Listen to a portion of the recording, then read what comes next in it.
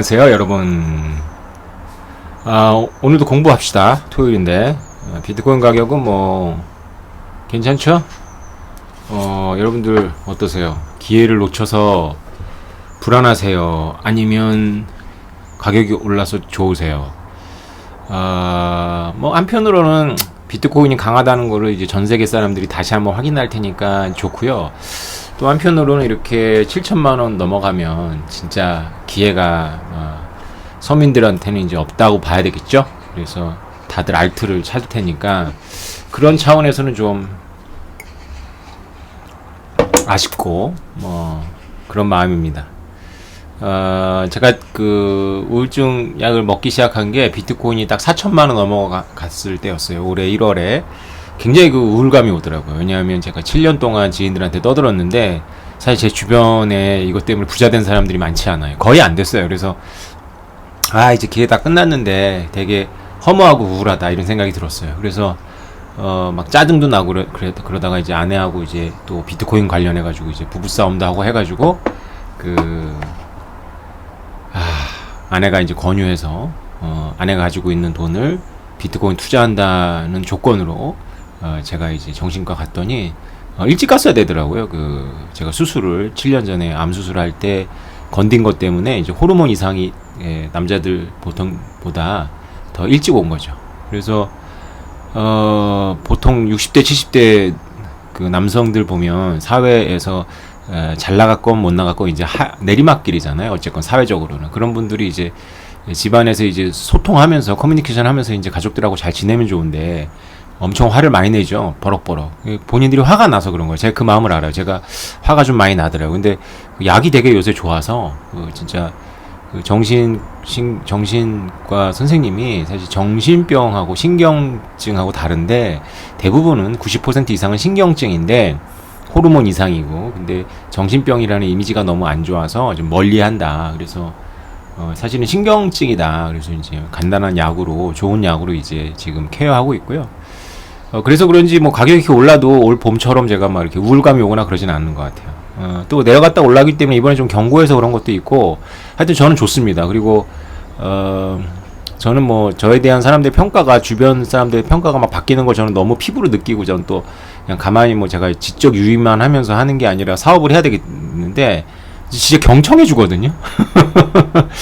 비트코인 3만 달러 미만 내려가면 또 이제 또라이 되는 건데, 제가 느끼기에는 6만 달러부터는 이제 저를 또 천재 대우를 받을 거예요. 그래서 6만 달러는 이제 오태민 천재 구간이다 이렇게 생각하시면 돼요. 제가 천재라서가 아니라 저는 그냥 늘 똑같은데 저에 대한 평가가 또라이와 천재에서 왔다 갔다 하니까 제가 7년 동안 경험을 했기 때문에 이제 천재 구간으로 이제 조만간 돌입을 하니까 좋은 건 뭐냐면, 이제 제가 이제 막 어르신들하고 얘기를 하면 이제 옛날에는 막 훈계도 받고 뭐 젊은 사람이 땀 흘려서 돈 벌어야지 뭐 이런 소리도 듣고 뭐 그랬었는데, 이제 듣죠. 그분들이 모르는 이야기를 막 어쨌건 막 장황하게 할 수 있으니까. 그래서 좋습니다. 여러분도 아마 마찬가지일 거예요. 가족들한테 이제 먹힐걸요? 조금 이제 얘기하면, 이제 6만 달러 만약에 넘어가면, 지금부터 이미 분위기는 한국 돈으로는 6,500만 원이니까 이제 뭐 먹히겠죠. 그래서 여러분 말 듣고 작년이나 재작년에 미리 준비한 친척들은 여러분한테 고마울 거고, 여러분 말 들었는데도 여러분들한테 또라이라고 이제 말은 안 했지만 그렇게 표정으로 본 다음에 안 한 분들은 지금 되게 기분이 안 좋으실 거예요. 여러분하고 아마 비트코인하고 제가 겪은 바에 의하면 여러분하고 비트코인하고 동일시 하는 경향이 있어서 비트코인이 미운 건데 이제 여러분을 미워할 수도 있어요. 근데 좀 유연하고 현실적인 분, 특히 여성들, 남성들보다는 여성들이 좀 더 현실적이고 유연한데 이제 전화가 오죠. 그래서 어떻게 사야 되냐, 지금 늦지 않았냐 이런 얘기를 할 수 있습니다. 네. 자, 우리는 계속 공부하자고요. 어제에 이어서 오늘은 파레토 최적에 대해서 공부할 겁니다. 제가 이 책에는 되게 간략하게 파레토 최적하고 코제 정리를 같이 썼어요. 231페이지인데 공리주의라고 들어보셨죠? 공리주의라는 건 이제 행복이 많을수록 더 선한 거예요. 그래서 종교개혁 이후에 서구 문명이 굉장히 방황을 하죠. 그래서 종교개혁 이전에는 이제 카톨릭이라는 단 하나의 이제 종교 시스템 아래서 이제 옳고 그름이라는 게 이제 어쨌건 명확했잖아요. 그런데 종교개혁 이후에 이제 뭐 엄청나게 많은 이제 종교들이 막 막 탄생하고 뭐 전쟁도 하고 이제 그랬는데 정신사적으로는 굉장히 혼란 속에 있었어요. 특히 규범과 도덕률에 대해서는 그때로부터 지금까지 500년 동안 혁명이 지생되고 있다라고 보시면 됩니다. 그러니까 쉽게 말해서 인류가 방황하고 있는 거예요. 지금까지도. 그래서 도덕적인 문제에 있어서 지금까지도 방황 중에 있다. 보편적인 규범을 찾을 수가 없다. 이런 거죠. 그래서 많은 철학자들이 삼각형 내각의 합이 180도잖아. 이거는 삼각형 내각의 합이 180도인 것은 무인도에서 자라가지고 하나도 교육을 받지 않은 그런 소년을 데리고 이치를 설명해줘도 동의를 받을 수 있고, 무슬림 철학자한테도 동의를 받을 수 있고, 기독교 철학자한테도 동의를 받을 수 있고, 뭐 카톨릭 철학자한테도 동의를 받을 수 있고, 또 무신론자 철학자한테 동의를 받을 수 있으니까, 이런 이성을 이용해서 공평 타당한 그런 윤리 철학을 만들 수 있을 거라는 그런 기대를 가지고 있죠. 그게 이제 근대 이성 운동이라고 보시면 됩니다. 그런데 그 기획은 지금까지는 그렇게 썩 성공적으로 보이진 않아요. 그러니까 만약에 우리가 진짜로 그런 옳고 그름, 이제 옳은 삶, 좋은 삶 이런 거에 대해서 만약에 인류가 종교나 나이나 세대나 성별이나 사회에 처해지는 뭐 계급이라고 말할 수 있고 경제적 처지와 무관하게 다 누구나 동의할 수 있는 그런 명제가 있다면 그 명제를 기반으로 해가지고 이렇게 윤리를 이렇게 쌓아 올릴 수 있거든요. 근데 그런 게 없는 거죠. 그래서 이제 그런 게 없다기보다는 이제 그런 거에 대해서 아직 합의가 완전하게 이루어지진 않은 거죠. 그래서 사회 체제가 갈라지고 정치 체제가 갈라지고 또 세대 간의 갈등도 있고 뭐 계속 그런 갈등이 있습니다. 어쨌건 공리주의는 행복의 총합이 큰 것이 선한 것이다. 그러니까 그 객관성에 대한 그 열망에서 나온 거죠. 그래서 개량이 가능하다라는 전제에서 모두의 행복이 더 커지는 것이 더 좋은 것이다. 이렇게 보는 관점이라고 볼 수 있어요. 이렇게 단순하게 다들 알고 있는데 그렇게 단순한 철학은 물론 아니죠. 굉장히 심오한데 어쨌건 뭐 굉장히 오해를 많이 받기도 하죠. 그런데 공리주의에 이제 여러 가지 이제 반론들이 있겠지만은 가장 이제 공리주의적인 철학의 공리주의적인 반론은 뭐냐면, 그러니까 아예 공리주의에 대해서 동의하지 않는 그런 진영에서 반론이 아니라 공리주의 그래 오케이 그럼 객관적일 수 있겠네. 도덕률도 그렇게 행복의 총합의 큰 것 쪽으로다가 이렇게 생각을 하면 그래도 보편타당하고 객관적인 기준을 세울 수 있겠네라고 하는 쪽에서도 문제를 제기할 수 있는 거예요. 그래서 어떻게 그 행복을 메저먼트 할 것이냐.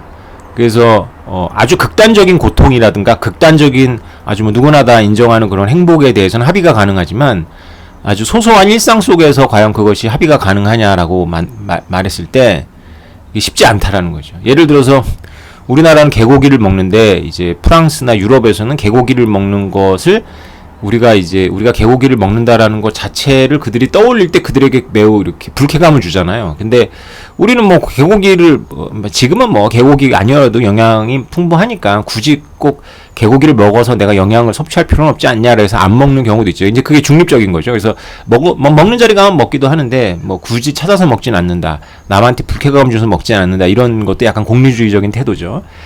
내가 먹어서 얻는 행복보다 내가 먹는 거를 남들이 봤을 때 잃어버리는 행복이 훨씬 크기 때문에 이제 자중하는 거죠. 그러나 뭐 나는 개고기 꼭 먹어야 돼. 이런 분들 아직 있으니까 이제 우리나라에도 개고기를 파는 곳이 있잖아요. 그런 분들의 행복이 그런 개고기를 먹는 거를 알고 있거나 보는 사람들, 반려견하고 같이 사는 사람들이 이게 식용으로 키우는 사람들도 있다라는 그 상상만으로도 불쾌해지는 거. 이거 어떤 게 더 크냐 과연. 그것이 만약에 공리적으로 가능하다면 개고기를 금지할 수도 있고 더 규제를 많이 할 수도 있는데 혹은 뭐 또 풀어줄 수 있겠죠. 개고기를 꼭 먹어야 되는 사람들의 행복이 너무 절실하다.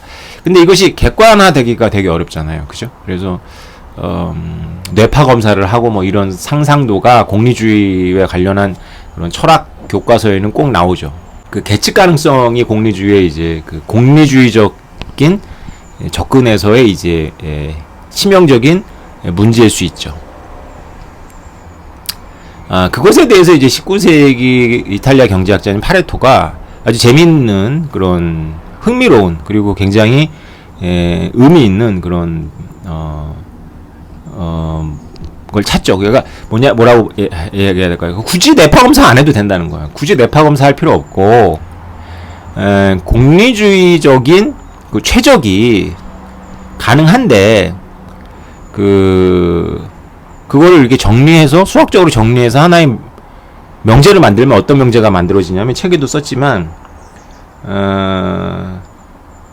누군가의 행복을 다른 누군가의 후생을 뭐 행복이라고 생각하시면 됩니다. 다른 누군가의 후생을 감소시키지 않고서는 누구의 후생도 증가시킬 수 없을 때 이것은 최적 상태다 이렇게 말한 거죠. 굉장히 말이 좀 어렵죠. 그러니까 이게 긍정문으로 써 있지 않고 부정문으로 써 있습니다. 그래서 누군가의 행복을 감소시키지 않고 서는 다른 누군가의 행복을 증가시킬 수 없을 때 이때가 이제 최적인 거죠.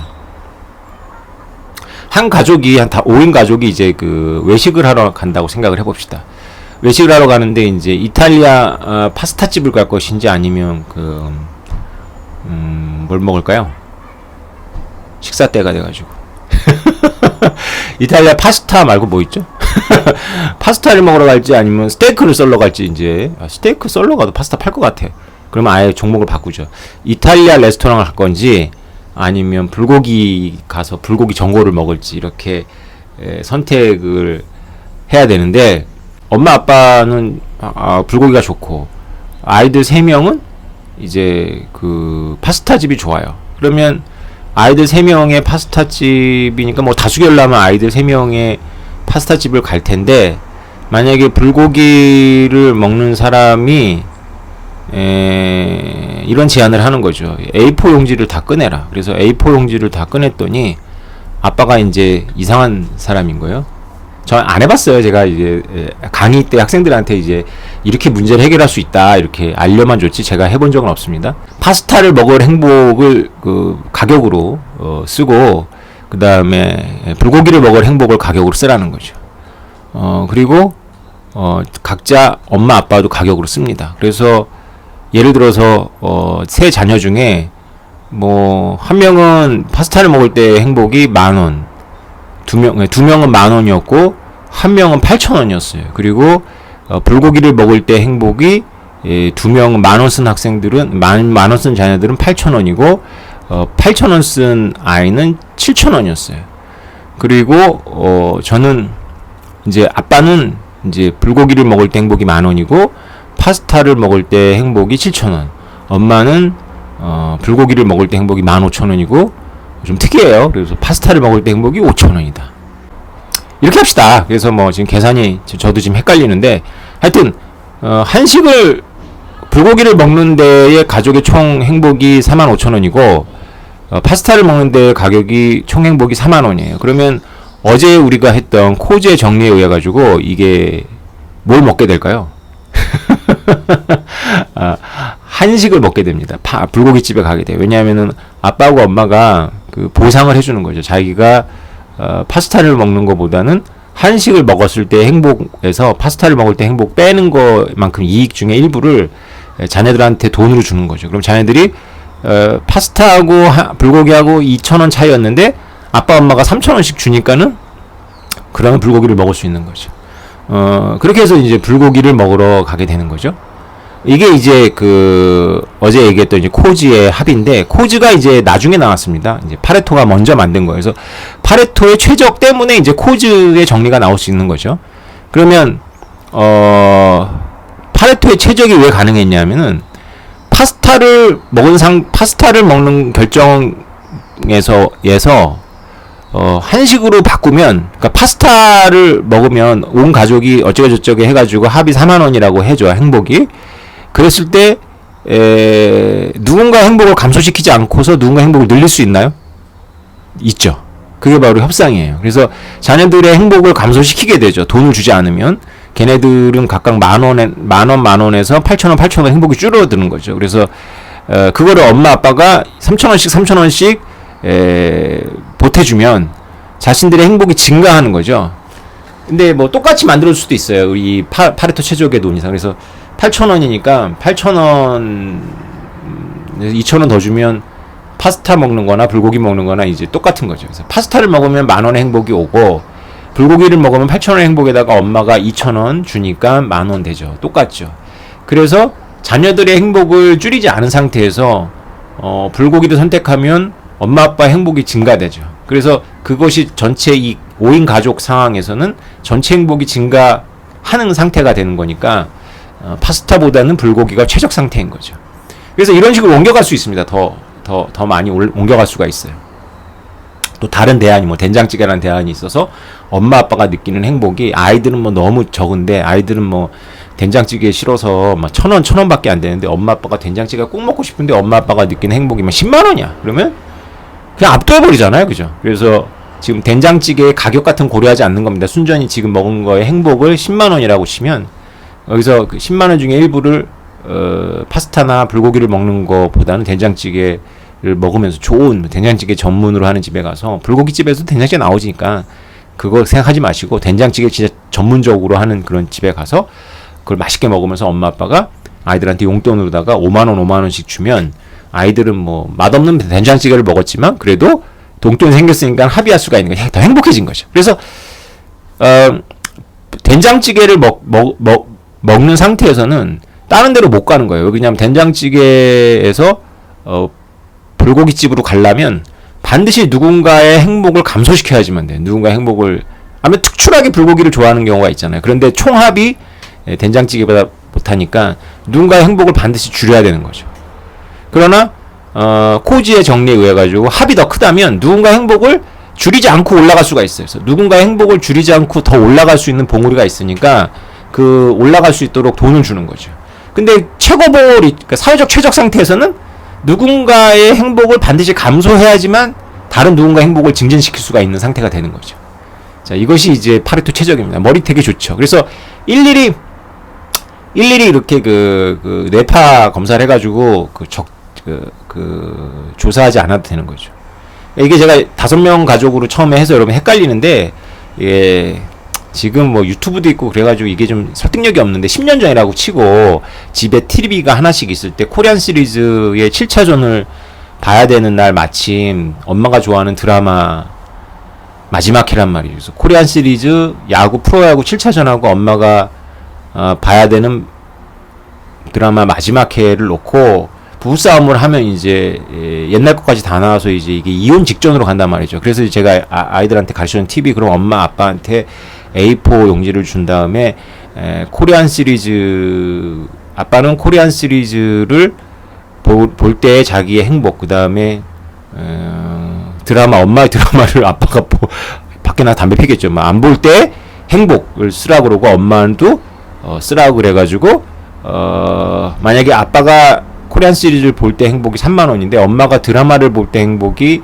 10,000원밖에 안 된다면 아빠는 코리안 시리즈를 보면서 엄마한테 10,000원을 주면 되는 거죠. 그죠? 11,000원 주면 됩니다. 그래서 아빠는 11,000원 주더라도 30,000원에서 11,000원 빼는 거니까 그죠? 19,000원의 이익을 행복의 이익이 있는 거고 엄마는 드라마 10,000원보다는 그냥 1,000원 이익이 더 생기는 거죠. 뭐 드라마 안 봤지만 다음날 목욕탕 가서 엄마들한테 얘기 듣고 뭐 대화에 못 껴 수 있지만은 뭐 검색해가지고 네이버에서 내용을 보고 갈 수도 있는 거고 그다음에 재방송을 볼 수도 있는 건 대안들이 존재하는 거죠. 그래서 어쨌건 드라마와 코리안 시리즈 마지막 7차전 사이에서 이 두 부부의 행복의 합이 더 큰 거 그것이 최적이에요. 최적 상태를 찾은 다음에 거기서 행복이 큰 사람이 코지의 정리처럼 이제 타협책을 제시해서 상대방의 행복의 손실분을 보상해주면 누이좋고 매부좋고가 된다는 거죠. 그죠? 이해가 되셨죠? 그래서 이것을 이렇게 설명해 버리면 이제 쉬운데 그냥 그 당시까지는 공리주의의 그 최적점을 찾기 위해서 막 일일이 개인의 행복을 계산해야 되냐 이런 문제가 있었는데 이거를 이렇게 말로 정리하면 바로 누군가의 행복을 감소시키지 않고서는 다른 누군가의 행복을 증가시킬 수 없는 상태가 바로 최적입니다. 지금 이 명제가 바로 제가 지금 여태까지 여러분한테 설명드린 이겁니다. 많이 씁니다. 그래서 그 이후에 내쉬라는 사람이 내쉬 균형이라는 걸 만들어가지고 이렇게 또 이걸 발전시켜서 이제 상속 문제 같은 걸 해결할 때도 이런 방식을 씁니다. 그래서 아빠가 죽으면서 현금성 자산을 남겨놓고 죽었으면 깔끔한데 뭐 토지, 주식 도자기 뭐 이런 걸 남겨주고 죽어서 삼형제가 이거를 각각 나눠 가져야 되는데 이거를 파괴하거나 지금 팔면 전체적인 행복이 줄어들잖아요. 파괴하거나 지금 팔지 않아도 이것을 나눠갈 수 있는 방법이 있거든요. 그게 바로 지금 제가 그 A4 용지에다가 가격 써내가지고 하는 그 방식하고 같습니다. 그래서 가장 높이 평가하는 사람한테 일단 배분을 해준 다음에 가장 높이 평가하는 사람이 그 다음 다음 그 가격을 써낸 사람보다 더 많은 부분을 보상해 주는 거죠. 뭐 그런 식으로 이렇게 상속을 합니다. 요거는 이제 좀 더 나가니까 여러분들 네이버나 이런 데서 내시 상속 이렇게 찾으면 이런 문제들이 나와 있을 거예요. 어쨌건 여러분들이 지금 기억하셔야 되는 건 누군가 행복을 감소시키지 않고서는 누군가 행복을 증가시킬 수 없는 상태가 최적이다 라는 거죠. 그럼 이 얘기가 왜 우리 비트코인 하들한테 중요하냐, 그 문제 바로 전기 때문에 그렇습니다. 전기채굴. 그러니까 여러분들 그 제가 전기채굴 막 강하게 막 올 봄에 올 초여름에 막 질렀을 때 여러분들 좀 의아하셨을 거예요. 아, 저 사람이 저 무식한 거야 아니면 용감한 거야 뭐 이렇게 할 텐데 제가 다 믿는 구석이 있어서 이렇게 질르지 않았겠습니까? 저는 그 전기에 대해서 관심이 많았고 오래전부터 그 비슷한 논지에 글을 썼습니다. 여러분들 제 환경 비즈니스 칼럼을 보시면 2017년도에도 태양광 발전에 대해서 썼고 하도 오해들을 많이 하니까. 그래서 그거는 제가 말한 대로 되게 되어 있어요. 그 네이버 보니까 제 댓글 보니까 정말 이게 뭐라고 해야 돼? 이건 경제학적 사고 능력이 부족하신 분들이 너무나 용감하게 저한테 반대되는 댓글을 막 쓰셨더라고요. 제가 뭐 일일이 대답하기는 좀 그렇고, 그분들은 나중에 흑역사 될 텐데 좀 빨리 본인 스스로 지우는 게 우린 좋아요. 이렇게 전시되어 있으면 나중에 교육용으로 좋겠죠. 예. 지금 미국에서 분위기 바뀌었잖아요. 그죠? 마이애미 시장이 거기 원자력이 있는 거예요. 플로리다에. 그래서 우리가 비트코인 채굴의 허브가 되겠다 이렇게 했었고, 그 여러분들 보시면 아시겠지만은 중국에서 그렇게 만약에 마이닝 업체들을 내쫓지 않고 지금 같은 이런 전력난이 왔다면 중국 인민일보나 어떻게 했을 것 같아요? 전부 이 지금 전력난의 원흉을 비트코인 채굴업자들한테 뒤집어 씌웠겠죠. 그렇죠. 근데 다행히 마이닝 업체들 다 내쫓고 나서 전력난이 왔어요. 이게 상관관계가 없을까요? 이게 인과관계가 없을까? 저는 인과관계 있다고 봅니다. 바로 발전소들이 그 파레토 최적 상태에서 너무나 비껴나 버린 거죠. 자, 보세요. 전기산업이 진짜로 최대한 OTM 말을 한번 믿어보자고요. 전기산업이라는 건 블랙아웃이라는 걸 염두에 둬야 되기 때문에 평균 수에 맞출 수가 없고 가장 많이 전기를 쓸 때를 대비해서 설비를 갖춰 놓는단 말이죠. 그렇죠? 설비를 갖춰 놓은 상태예요. 그래야 블랙아웃이 없으니까. 그런 상태에서 남는 설비, 이제 남는 전기라고 그랬더니 이제 전기를 좀 아시는 분들이, 발전 산업을 좀 아시는 분들이 피크타임 아닐 때는 전기 생산 안 한다는 거죠. 오케이, 뭐 그리드를 빼놓을 수도 있어요. 그런데 수력 발전소에도 터빈 안 돌리는 거죠. 그런데 설비 개념으로 생각하셔야 됩니다. 한계 비용 개념이기 때문에. 그래서 고정비는 이미 들어가 있는데 한계 비용이 거의 제로거든요. 그래서 한계 비용이 없는 거예요. 전기를 더 생산하는데 그냥 안 할 뿐이죠. 자, 오케이. 그런 상태에서 중국의 발전소들이 보일러물 전기를 안 쓰는 낮에 뭐 피크타임이 아닐 때 보일러를 끄지 않단 말이에요. 식혔다가 다시 때우면 훨씬 더 에너지가 많이 들어가서 계속 끓여놓은 상태가 된다는 거죠. 원자력이 특히 그런 것 같아요. 그런 상태에서 전기를 저장할 수 있는 능력이, 효율이 엄청 떨어진다고 봤을 때, 지금 그렇잖아요. 그죠? 그런 상태에서 최적인가요, 이게? 최적이 아니잖아요. 왜 최적이 아니죠? 비트코인 마이닝이라는 대안이 없을 때는 이것이 최적이에요. 어쩔 수가 없지. 그런데 비트코인 마이닝이라는 게 있기 때문에 전기료를 올릴 필요도 없고, 그 다음에 소비자들한테도 피해를 주지 않고, 발전소는 이익을 취할 수가 있죠. 전기 마이너한테 남는 전기를 팔아서. 혹은 발전소 자체가 전기를 채굴할 수 있잖아요. 근데 안 하는 거죠. 최적으로 갈 수 있는데 안 하니까 최적 상태가 아닌 거예요. 지금 중국이 최적 상태가 아닌 상태에서 이게 블랙아웃이 오는 겁니다. 한편 미국은 어떨까요? 미국은 지금 중국의 마이닝 업체들이 전부 미국의 텍사스 가서 가스 플레어라고 하잖아요. 액체 기름을 시추할 때 가스층이 있거든요. 그래서 가스를 먼저 시추를 하면서 그 중에 뭐 좋은 가스는, 순도가 높은 가스는 모아가지고 이렇게 액화시키죠. 굉장히 강한 압력과 낮은 온도로다가 액화시켜가지고 그것을 이제 실어서 옮기죠. 왜냐하면 전기의 소비지하고 전기 생산지하고는 굉장히 거리가 멀기 때문에 비용이 되게 많이 들어가요, 이게. 그래서 대부분 그냥 태워버려요. 그래서 시추공 위에 불꽃이 있잖아요. 이걸 가스 플레어라고 하는데, 이 가스 플레어는 어차피 액화 연료를 뽑아내려면 태워버리는데, 그것도 일종의 에너지원인데, 그걸 만약에 거기다가 이제 채굴기를 달아가지고 이제 그 전기를 생산해 채굴을 한다면, 채굴은 아무 데서나 할 수 있으니까, 누구한테 피해 줬나요? 누군가 행복을 지금 감소시켰어요? 물론 이제 비트코인을 싫어하는 사람들의 행복은 감소시켰는데, 그런 까지 따지면 안 되는 거고요. 이 공리주의는.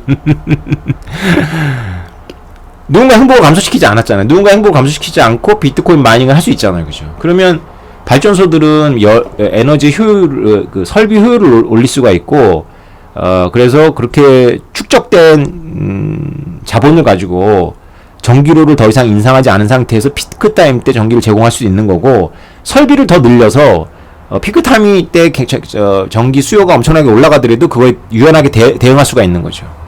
그래서 비트코인 전기 채굴이 굉장히 유연하기 때문에, 시간에 대해서도 유연하고 위치에 대해서도 유연하기 때문에 이게 가능한 거거든요. 그래서 만약에 이게 콩을 한 대에다가 좁쌀가루 한 대를 섞으면 두 대가 되는 것이 아니라 콩 사이사이로 좁쌀이 들어가서 한 대잖아요. 그죠? 그런 비슷한 겁니다. 그래서 전기가 비트코인 채굴이 굉장히 유연하기 때문에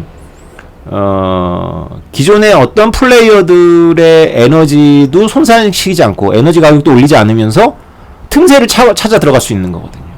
그런데 이제 발전소 입장에서는 이거를 해야 되는 거예요. 왜냐하면 최적 상태가 아니기 때문에 최적으로 가야 되죠. 그래서 발전 효율을 올려야지만 피크타임에 대응할 수 있는데, 지금 중국은 블랙아웃이 오는 게 피크타임 때 오는 게 아니잖아요. 지금 그냥 발전소들이 지금 환경 문제 이런 것 때문에도 그렇지만 그냥 안 되는 거예요. 그 가격에 이게 가격을 통제하니까 그 가격이 수지가 안 맞는 거죠. 그래서 그냥 전기를 생산 안 하는 게 적자를 줄이는 걸 수 있어요. 그래서 전기를 생산 안 하는 게 적자를 줄이는 것보다는, 적자를 내더라도 생활 전기는 공급을 하고 이익은 비트코인 채굴해가지고 그 비트코인으로 얻으면 되지 않냐. 이제 여긴 전제가 있죠. 비트코인 생산이 다른 이제 해를 끼치지 않았을 때, 그러니까 무해했을 때, 비트코인이라는 것 자체가 무해하다거나 비트코인 생산이 다른 해를 끼치지 않았을 때 비트코인을 채굴하는 전기 업체들이 비트코인을 채굴하는 것이 최적이에요.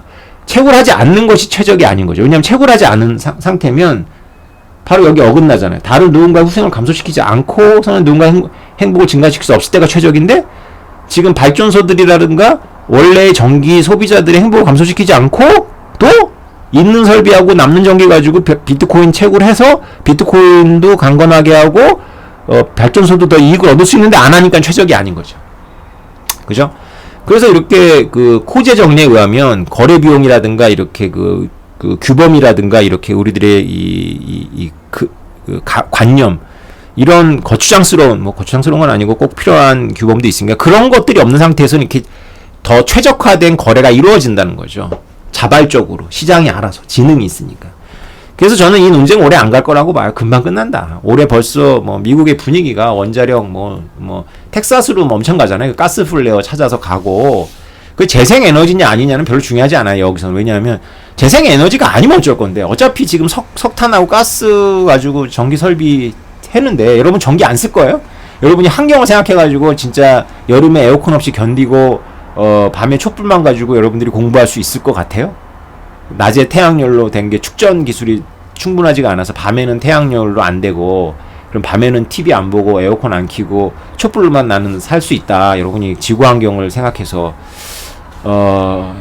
재생 에너지를 가야 된다는 대의가 어느 정도 동의를 할 수 있는데, 그 가는 과정이 지금처럼 이렇게 급격하게 가면 이제 못 갈 거예요. 오히려 반작용 때문에. 이렇게 발전소들의 설비 효율을 높이면서 경영을 합리화하면서 더 최적 상태가 있으면 우리의 인습이나 관습을 벗어버리고 우리의 관념의 장애만 극복을 하면 코지의 합의가 일어나고 코지의 정리에 의해서 파레토 최적 상태로 가는 것이 바로 비트코인 채굴을 하는 것이다. 이거는 제가 요새 전기가 핫해요. 그래서 조선일보에 요번 화요일에 올라왔던 그 특집 기사인데 여러분 찾아보십시오. 궁극의 에너지 우주 태양광 2030년 첫선 이러는데, 그러면 이거 읽어보시면 아시죠? 저는 이거 알거든요. 왜냐면 제가 설명드렸잖아요. 이거 비트코인이 계속 올라가면, 그러면 결국은 그 좁쌀이 계속 늘어나면 그 한 대가 넘어가지 않냐. 좋은 생각입니다. 근데 비트코인 가격이 이렇게 올라가면 결국은 이 땅에서는 비트코인 채굴이 별로 채상성이 안 맞을 거예요. 경쟁력이 없을 거예요. 태양광 채굴을 하게 된다. 그래서 24시간 태양 채굴을 할 수 있고, 매질만 적당하게 이제 기술을 찾으면 채굴기가 이제 우주 공간은 온도가 되게 낮잖아요. 그래서 채굴기가 뜨거워지는 문제도 해결할 수 있어요. 열을 전도할 수 있는 매질을 이제 개발해야 되겠죠. 그러면 우주에서 태양광을 하는 건 사하라 사막에서 하는 것보다 수십 배의 효율이 있거든요. 밤낮이 없고 공기가 이렇게 이 태양광을 이렇게 방해하지도 않기 때문에 굉장히 효율이 좋단 말이죠.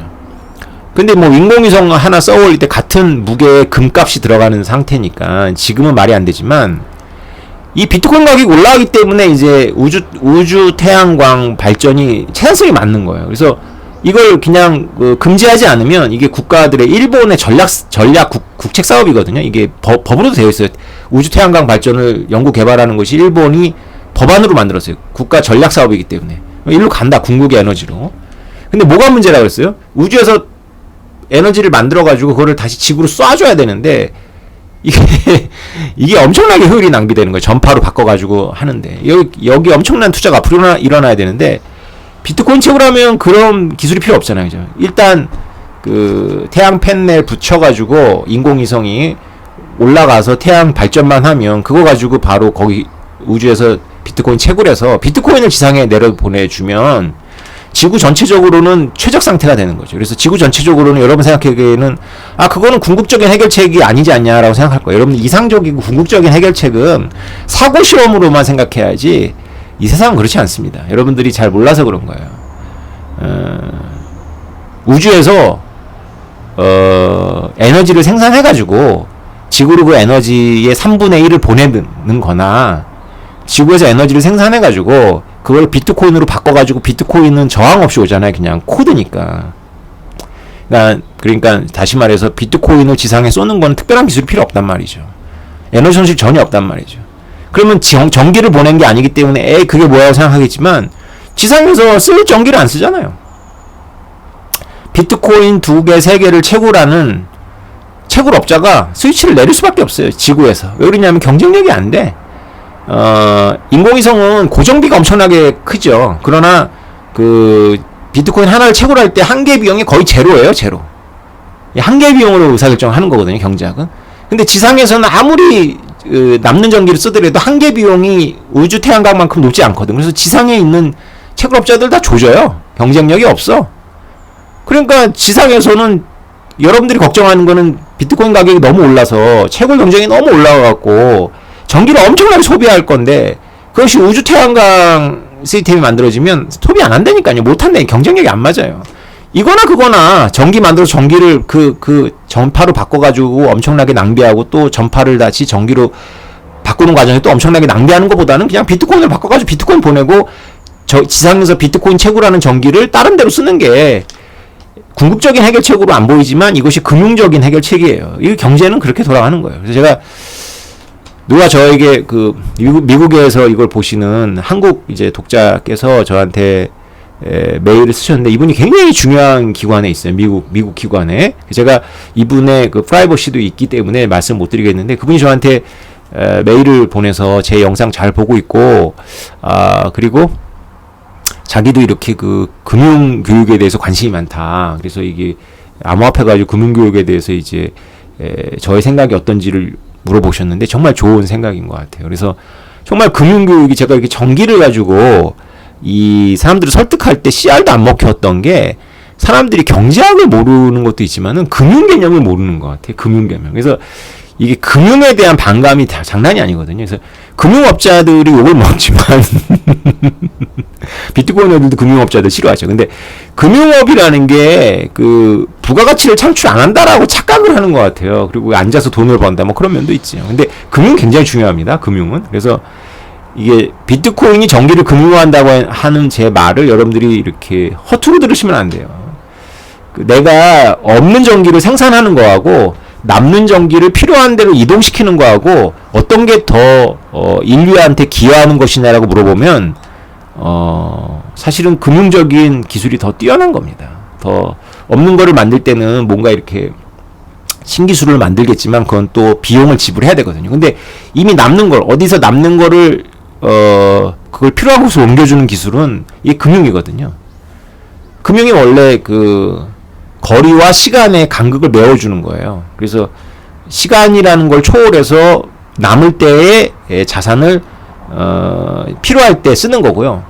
공간적인 거리를 극복해서 남는 데서 가져다가 필요한 데 쓰는 겁니다. 그래서 금융이라는 기술이 있으면 우리가 보릿고개가 없단 말이죠. 굶어 죽지 않는 거예요. 그래서 쌀이 풍족해서 굶어 죽지 않는 거나 쌀은 총량은 늘어나지 않았지만 금융기술 때문에 굶어 죽지 않는 거나 결과는 똑같거든요. 근데 어떻게 보면 쌀의 총량이 늘어나지 않는 상태에서도 금융의 기술로 가지고 굶어 죽을 사람을 굶어 죽게 안 한다면 이것이 더 뛰어난 거 아니에요?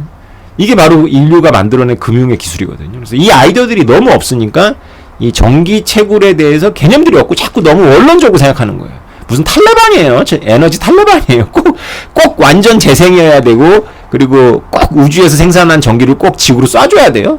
아 그렇지 않아요. 우주에서 생산해가지고 비트코인을 바꿔서 보내도 여러분 똑같은 거예요. 결과는. 제가 사실은 베란다 문을 열어놓고 지금 한참 떠드는데 이 주변에 지금 제 목소리밖에 안 들리는 것 같아요. 그래서 아마 이 베란다 바깥에 저 아래 계신 분들은 제 강의를 다 들으셨을 것 같아요. 되게 창피하네요. 흥분해가지고 제가 흥분한 목소리 커지거든요. 어제는 마이크가 좀 미비해서 여러분들이 좀 힘들었을 텐데 오늘은 마이크가 괜찮을 거예요. 네, 그래서 제가 작게 말해도 되는데 오버한 것 같습니다. 아무튼 오늘 강의는 여기서 마치도록 하겠습니다. 여러분 전기는 제 말대로 될 거예요. 그래서 논리가 금방 끝나고 이게 비트코이너들한테는 파레토 최적이라는 개념이 있어서 코제 정리하고 파레토 최적만 알아도 여러분들이 어디 가서 이렇게 비트코인을 설명할 수 있다. 그리고 비트코인에 대해서 입문 경제학을 한 사람들이 엄청나게 오해하고 있다면 그분들은 코제 정리와 파레토 최적 개념이 없거나 알더라도 머리만 알지 실제로 이렇게 삶에서 적용하고 이해하지 못하는 것이다라고 보시면 돼요. 비트코인은 바로 이 코제 정리하고 파레토 최적을 이용한 그런 시스템이라고 보시면 됩니다. 여러분 다음에 또 뵐게요. 감사합니다.